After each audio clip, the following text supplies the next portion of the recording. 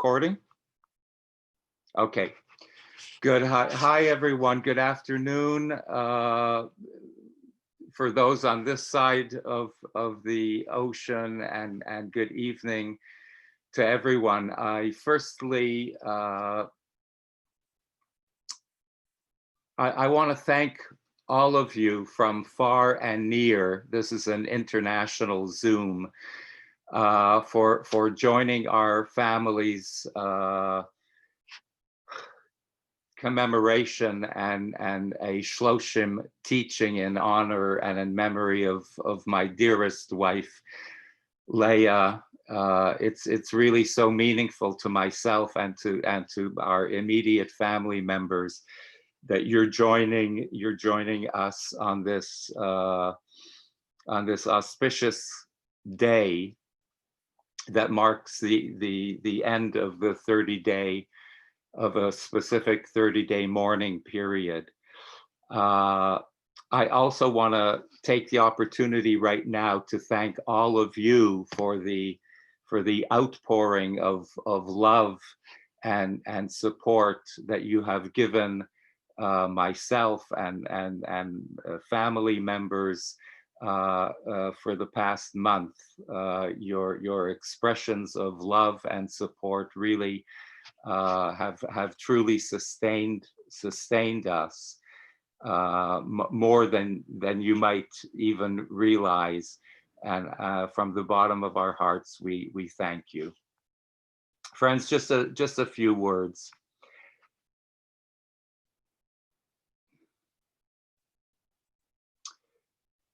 Leah and I enjoyed 45 years of a deep, intimate love and partnership with each other. And over the past month since her passing, I really couldn't stop thinking of the verse in Mishlei, in Proverbs, in King Solomon's ode to the Eshet Chayil, to the woman of valor. And I couldn't stop spotlighting three specific words. And the words are Oz vehadar levusha.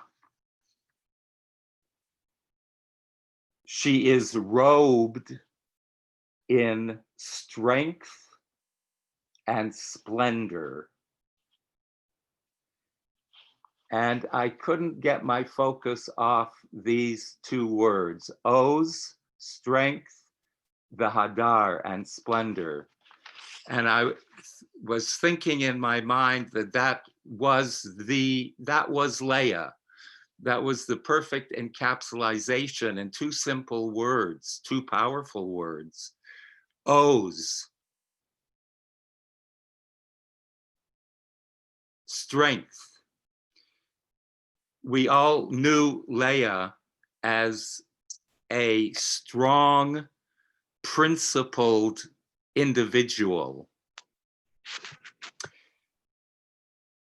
I have to say, throughout more than four decades, the one thing that screams out at me about Leah was that her inner convictions, what was going on the inside, the values and ideals that were nourishing her from the inside, those things were the most important things in her life. Those were the fundamental and vital things in her life, and everything else besides those inner convictions were absolutely secondary in her life. She was because of her principled personality, she was the anchor of our family. She was the pillar upon which our family functioned. her strength, her mother bear, the mother bear in her regarding her 5 boys, the mother bear in her regarding anyone whom was privileged to be in her inner circle.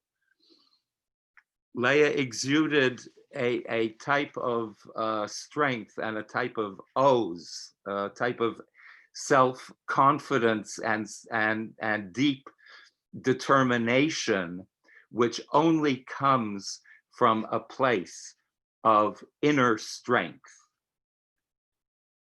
But then there was the Hadar side.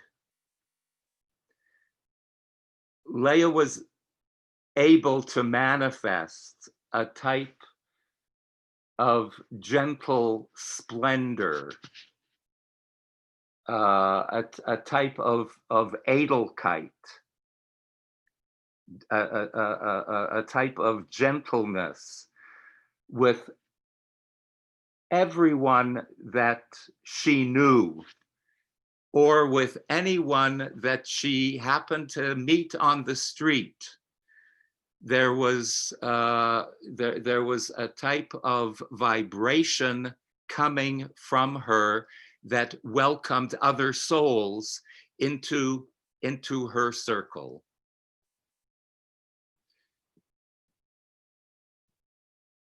Leah was truly robed in a halo of grace and softness.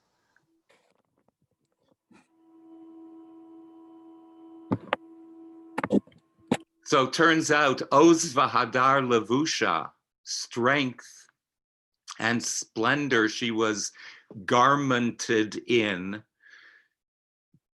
I picture in the 30 days of Shloshim, the picture of her, Leah, was strong in her Oz, but probably stronger in her Hadar.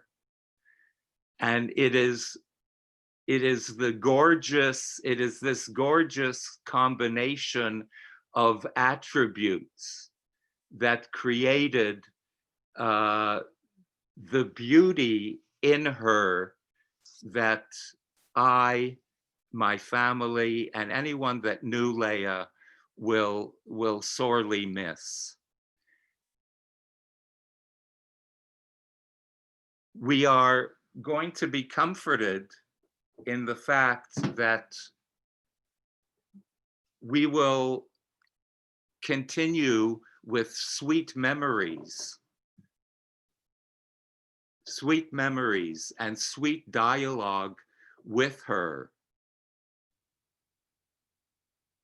asking her for inspiration, asking her to continue flowing and manifesting some of the Oz, the Hadar, that she showered upon us for so long.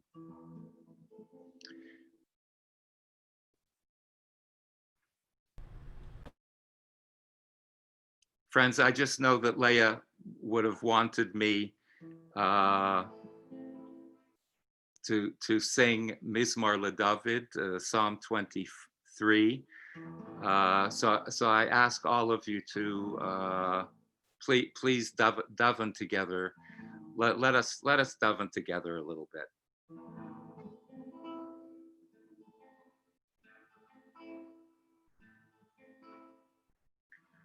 Mizmor LeDavid, Mizmor LeDavid. Adonai Rai La Yachsar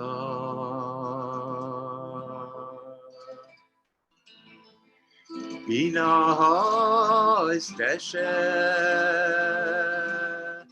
Yar B'Tzeini Amen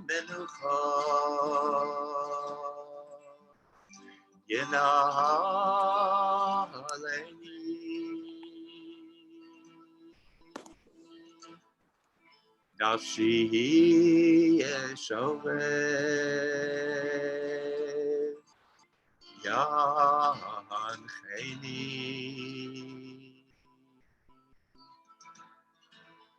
b'mahaglei tzedek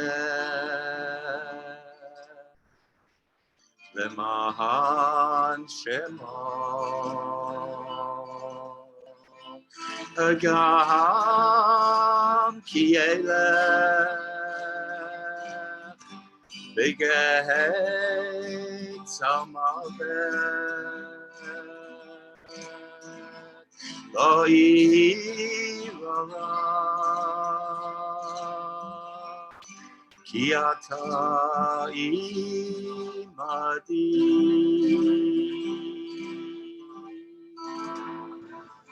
shiftecha umishantecha Ema yenachamni Tarach lefanai Shulchan neged tzarevai Gam ki elech B'gehei tzamavet Lo yirara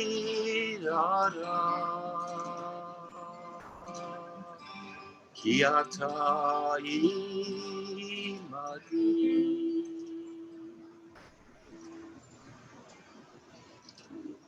Shiftecha u'mishantecha Ema yenachamuni Tarach lefanai Shulchan neged tzarevai Vishanta v'shemen Kahoshi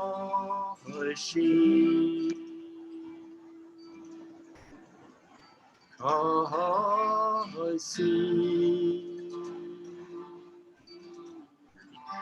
Evahaya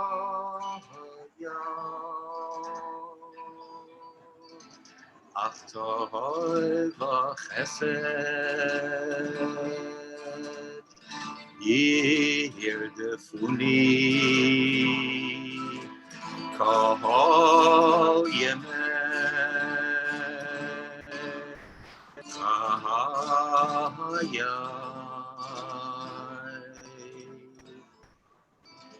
V'shavti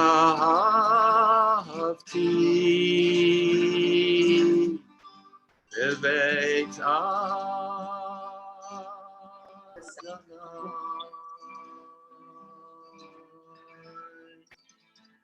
Adonai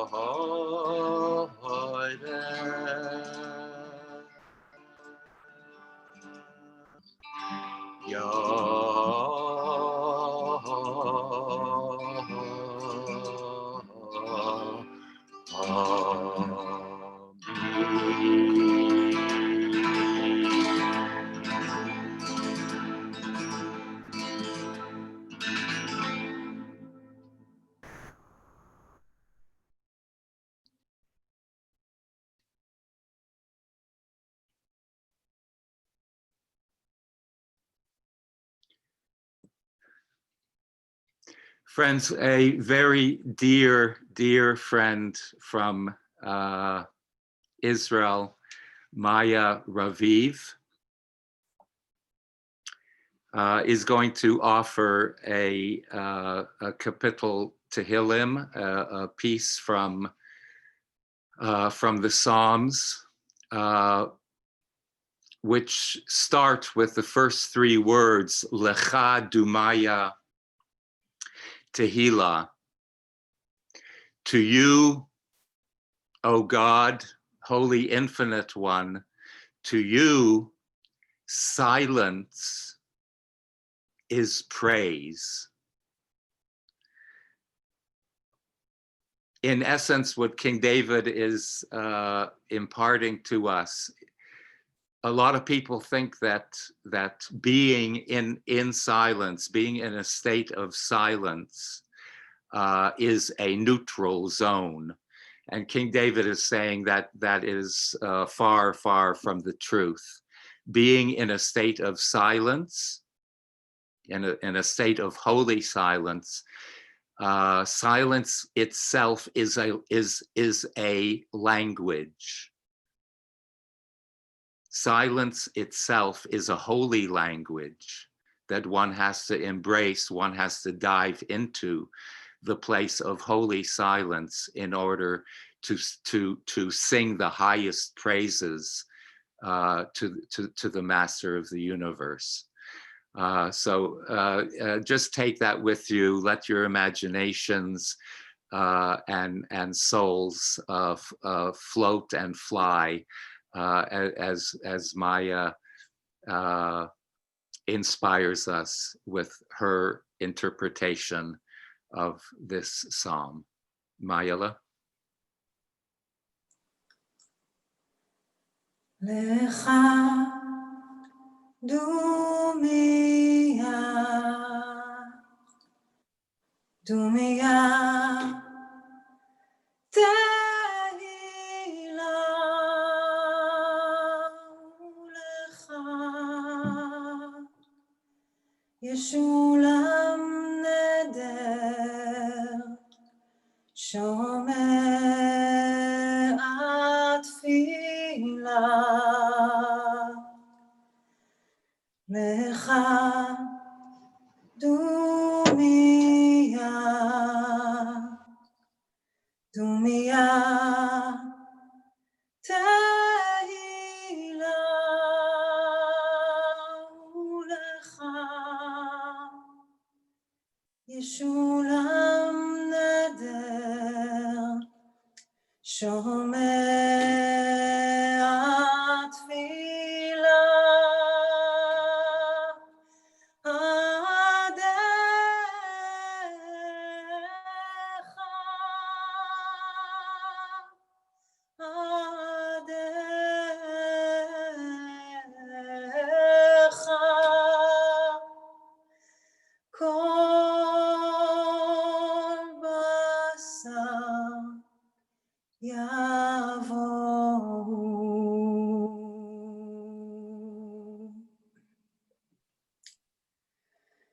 Lecha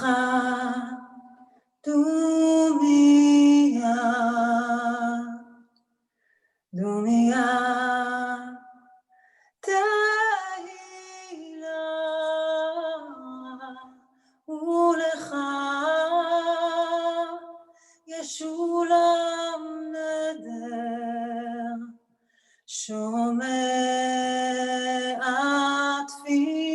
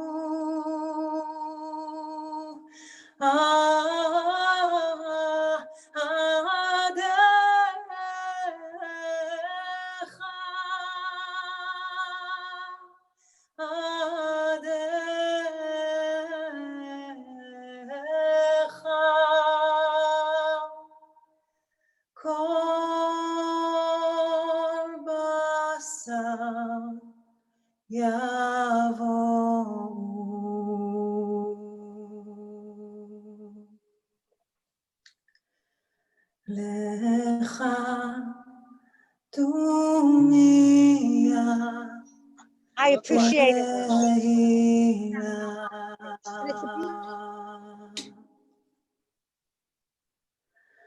Lecha dumia, You could actually take it. I don't need it Thank you. שומע תפילה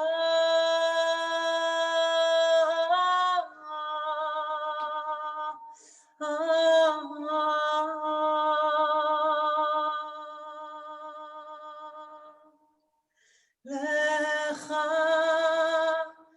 דומיה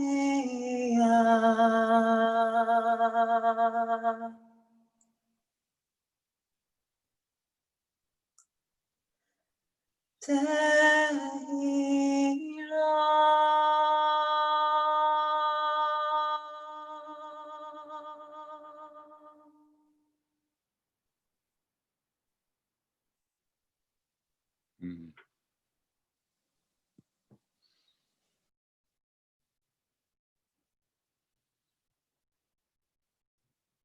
So beautiful, Maya. Thank you. Thank you. Friends, I'd like to introduce to you, many of us don't need this introduction. Dr. Zohar Raviv has been a not only a friend, but a brother to me for the last 17 years, I think.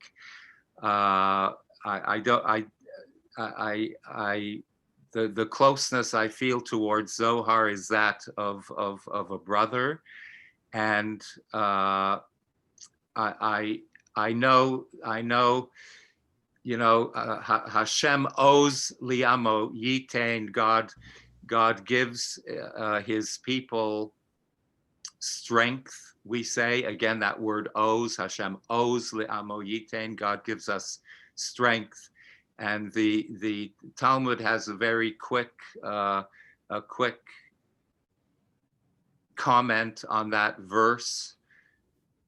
The Talmud says, what does oz mean? What does strength mean?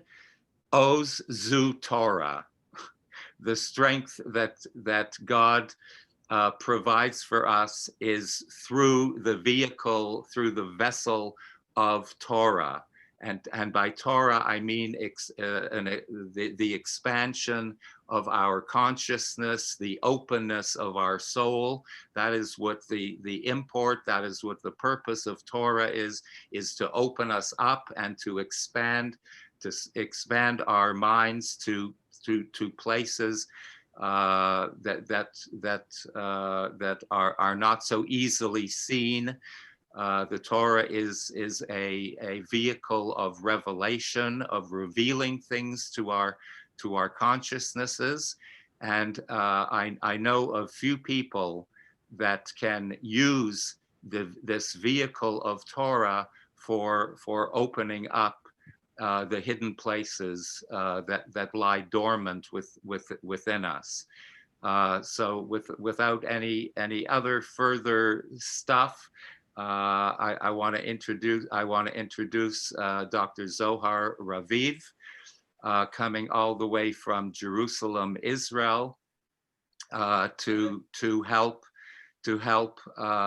us in honor and in memory of Leah, to open up our souls and our consciousnesses to some deeper levels of Torah wisdom. Zoharla, please. Thank you, Rebbe. It is an honor, a true honor, to be here with you tonight, with what I perceive to be my extended family for the better part of 2 decades now. Rabbi Akiva, you've been at times a father to me, at times a brother to me, at times even a son to me. And nafshi nikshera benafshecha, as they say. And many of you who are here today, including my own flesh and blood, Maya Raviv, whose angelic voice you just heard and who is my younger sister. I'm very proud to say so.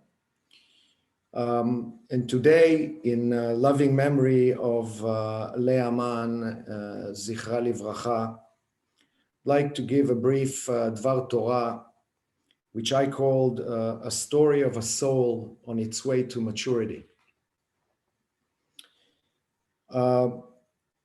As you all know, Rabbi Mann, Akiva is an ancient soul, deeply steeped in mystical literature, in the Hasidic tradition.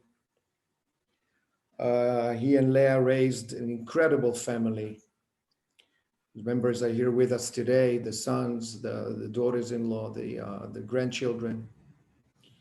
And Akiva knows, just like me, that Jewish mystics throughout the generations wrote heaps of books about why it is impossible to write a single word about the essence of what we are.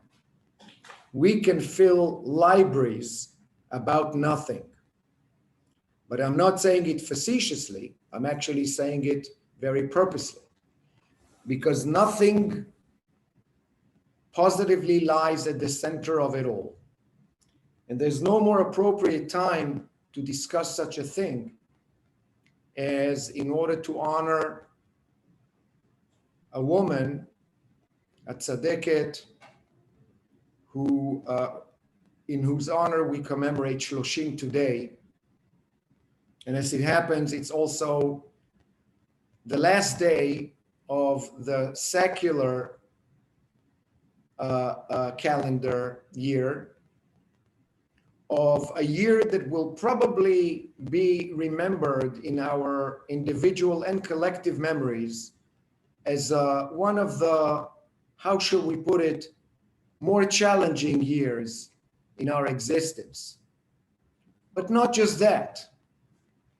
If you will allow me, with all humility, I would also say that this year has been one of the more humbling years in our individual and collective existence.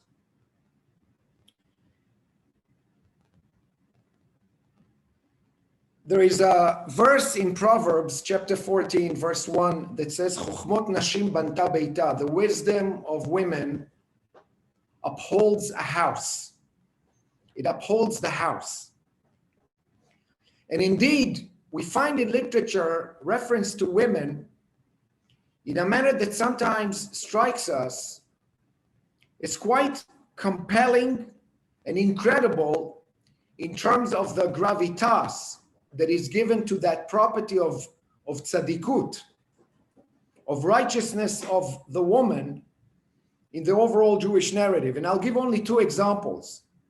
One of them is from Babylonian Sotah, tractate Sotah, that says, "B'schar nashim tzadkaniyot be'oto ador nig'alu Israel mimitzrayim." Israel were redeemed from Egypt and were granted access to the promised land due to the righteous women of that generation. Not Moses, not Joshua, not the heads of the tribes, the righteous women of that generation. Thousands of years later, the Lubavitcher Rebbe, no less, the Rebbe of Lubavitch, would say, although redemption, Geulah, will come by way of the Messiah will come because of the righteous women in our generation.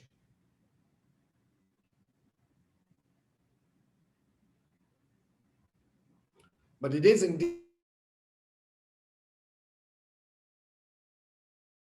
really kind of travel the textual legacy of Judaism. If there's one thing for sure, is that many times in our Jewish chronicles, the place of women, let alone their incredible contribution to our families, to our communities, to our cohesion as a people, is more absent than it is present. Many times, as a matter of fact, one would say that their presence of absence is probably the most telling feature about them. We know a lot about Rashi, we know a lot about Nachmanides, we know a lot about Maimonides, we know nothing about their wives. We know a lot about many of the sages, we hear very little, if at all, about the tzadikot by their side, who were women in their own right, many times leaders in their own right, and many times made it possible for those sages to become sages in the first place. But what I want to talk about today is that this year taught us a number of lessons that for me are existentially important. One of the books that I frequented most often this year was the book of Ecclesiastes. Kohelet.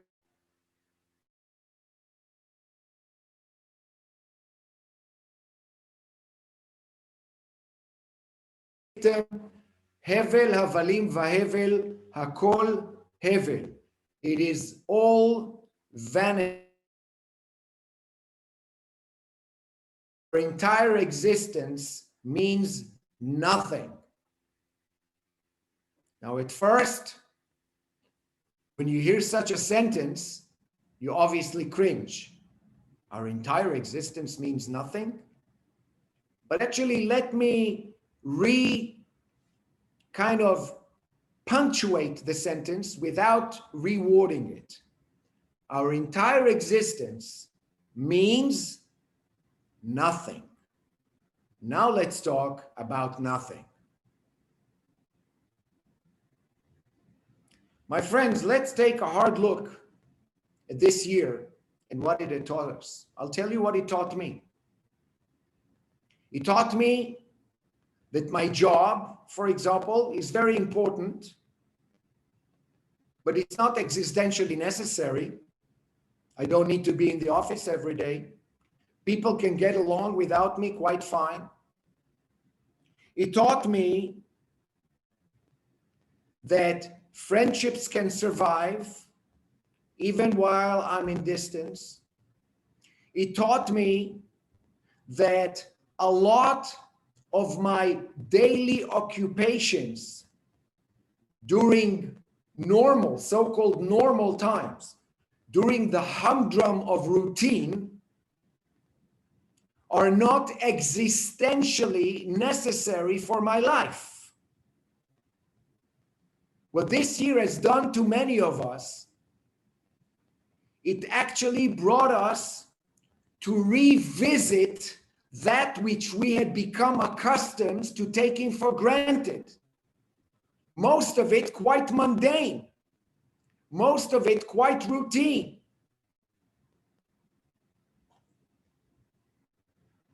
It forced us to take a step back into ourselves, and actually, in many ways, it forced us to take a step up into what we can become.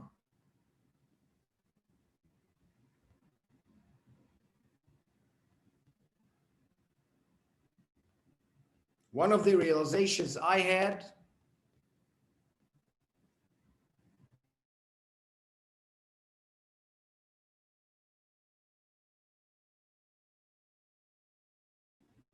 is that humanity spends a lot, we as humans spend a lot of our time just living,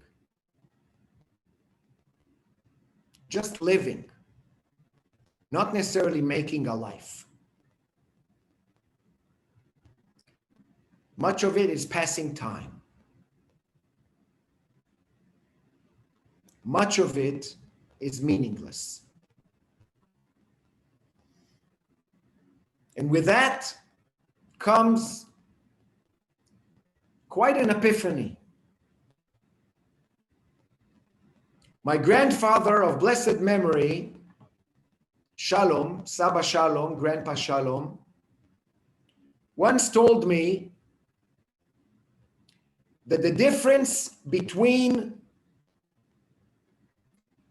something being transparent, unseen, and something being crystal clear is sometimes merely one step of a consciousness, one step of a rekindled soul. You move from something that was unseen up to this point, and now it is crystal clear. To an outside observer, nothing changes. Transparent and crystal clear are one and the same. To you, everything changed. That which was unseen up to a certain moment now becomes crystal clear. Not because reality changed, but rather because you changed. In that light, one of the lessons that I believe a soul on its way to maturity needs to at least wrestle with is that meaning in life should not be sought from the outside inward, but rather produce from the inside outward. We matter. Each and every one of us was born alone, lives alone, maybe not alone in terms of lonely, but alone. We remain ourselves. At the end of the day, no one has access to who we are. And we die alone. We are, after all, an existential island. We can take this in two directions. If nothing has meaning, it can be the scariest thought on earth, which, by the way, some philosophers dubbed as nihilism, and led them to do some horrendous things. If nothing has meaning, it means I can do whatever I want. Achol v'shato ki machar tamut. Eat, drink, be merry, because tomorrow you'll die. Or to take the other way, which is ostensibly the Jewish way. Read it as nothing has meaning. And the nothing, the no thing, is you. Our soul is chelek Eloha Nimal, is part of God above. It is no thing. It just is. And as such, that soul is the one that makes meaning in its life. Torah speaks to us on that level. If I look at the Torah and I try to encapsulate from this vantage point its message as I see it, I would say God tells us through Torah, I have created you so powerful,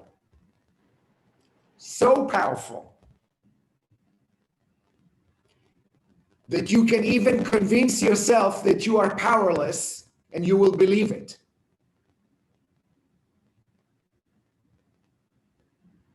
I've created you so powerful that even I, God, cannot prevent you from doing the most horrendous, imaginable, abominable things on earth.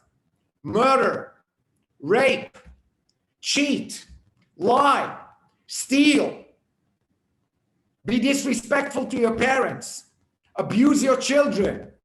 You can do all those things. Don't. I've created you so powerful by giving you something that I even did not give to angels. And that is choice. And the one thing I ask of you, the one thing I truly commend you at the end of the day, after all that's been said and done, choose life, choose right, choose righteous. And me, God, telling you in advance that in your lifetime, choosing right does not mean choosing easy. That choosing righteousness doesn't have anything to do with being happy. That you will not necessarily go to sleep every night merry and jolly. But if you do those things, there is one thing you will be able to do every night when you go to sleep and every morning when you make up and all the hours in between. And that is, look me in the eye and know that you have aligned your will with mine. For at the end of the day, we are one and the same. A soul on its way to maturity asks God, who am I?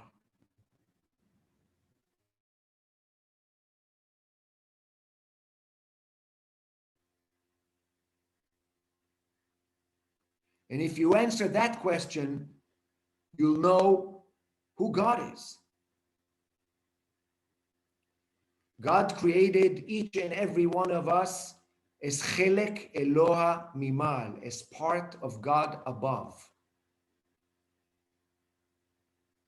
We are commanded to remember that by our own sages. Bishvili nivra olam. Think of yourself as if the entire world was created for you, revolves around you. And at the same time, at the same breath, you're not only part of God above, you're part of God above, but you're also only part of God above. By your side, around you, there are other parts. It is what I always call the perpetual tango between grandeur and humility.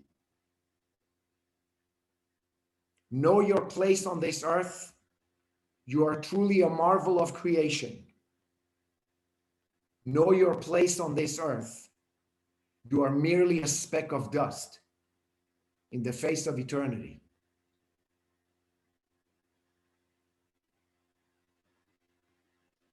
But that speck of dust in the face of eternity, lest we forget, is also eternal. That's the beauty of the Kaddish. The Kaddish, which comes from the word holy, kadosh, is a ladder that allows a soul to go home. The Kaddish is a ladder that allows a soul to go home, to go back home. Death does not exist. Death is a creation of the living. I've not yet met a dead person who told me they're dead. Death is a creation of the living. A soul cannot die because it was never born. It simply is. it transforms, it matures, it continues on its journey. This is why, if we started with Ecclesiastes, Kohelet, when he starts and says it's all vain, it's all vanity, it's all meaningless. But Kohelet ends, Ecclesiastes ends, says, I looked all over. I went and spoke to the wisest men, wisest people, wisest women. I went to the market. I asked here, I probed here, I read all the books available. I consulted with everything. I looked at the sky, I looked at the heavens, I looked at the depth, I looked in the oceans. I listened to animals. I tried to suck in every bit of wisdom that I can. It's all vanity. There is nothing new under the sun. Everything that was will happen again. At the end of the day, Kohelet says, Sof davar, hakol nishma, et haElohim yera, ve'et mitzvotav shamor, ki ze kol ha'adam. End of the day. Have an awe of divinity,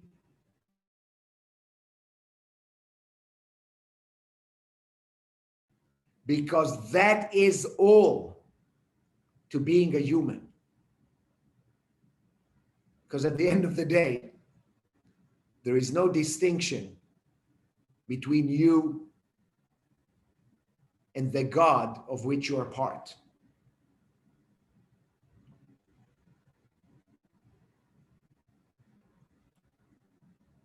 Rabbi Akiva and Leah, of blessed memory, were married for 45 years.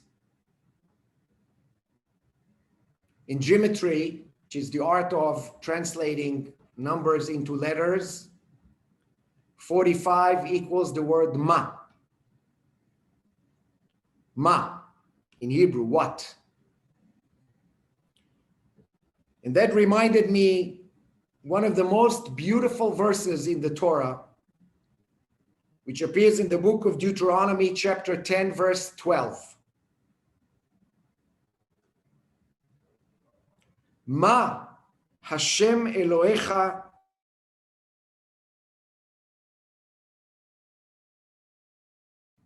your God ask of you to walk in God's path, not demands, not commands, not threatens. What does God ask of you? Ma Hashem Elohecha shoel mi'imcha. Walk in God's path. And to walk in God's path means listen to your own soul. It already knows the route. תהי נשמת לאה מן צרורה בצרור החיים, ושתזכה לחיות תחת כנפי השכינה לעולם ולעלמי עד. אמן כן יהי רצון.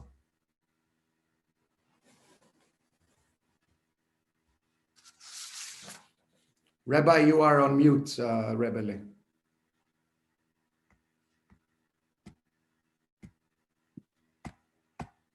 Zohar, thank you so much. We're going to take your wisdom words to really serve us as a wellspring of hope and better things to come for this new year of 2021.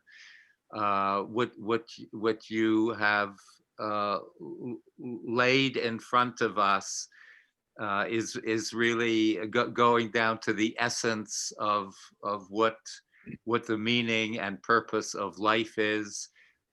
Everyone ponder it in your own way.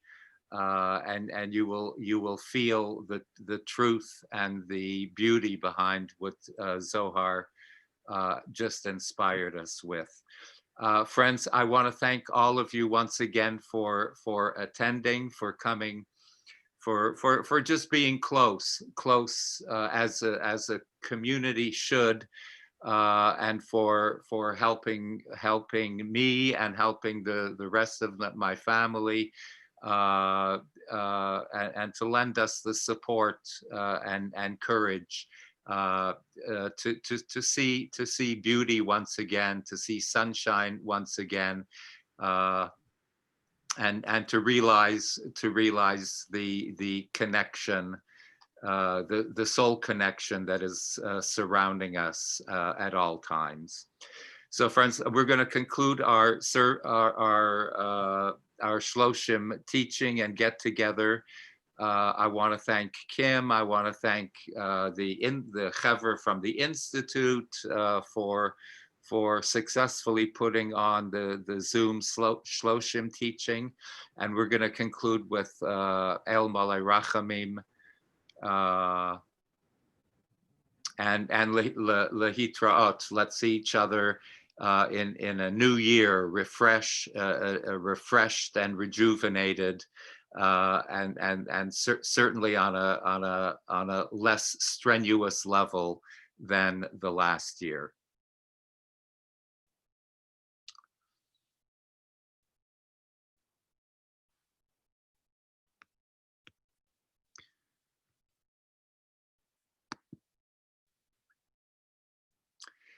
El Malay Rachamim Shochein B'Maramim Hamitzei Menucha Nechona Tachat Kanfei Hashchina B'Malot Kedoshim Utahorim Kizohar Harakia Mazhirim Et Nishmat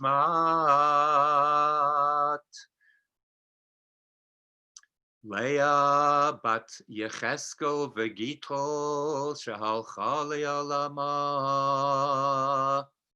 Began Eden Tehei Menuchata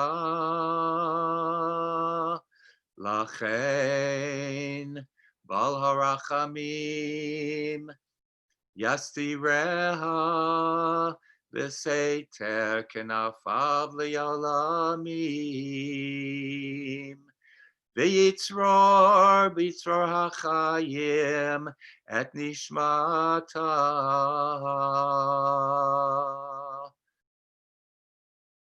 Adonai hu nachalata v'tanuach al mishkava b'shalom V'nomar Amen.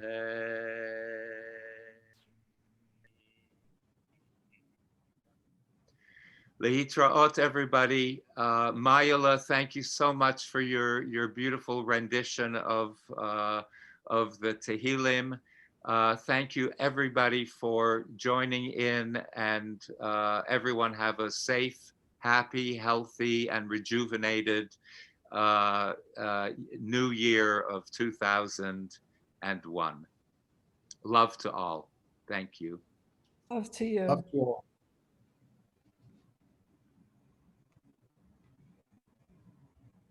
Blessings to all.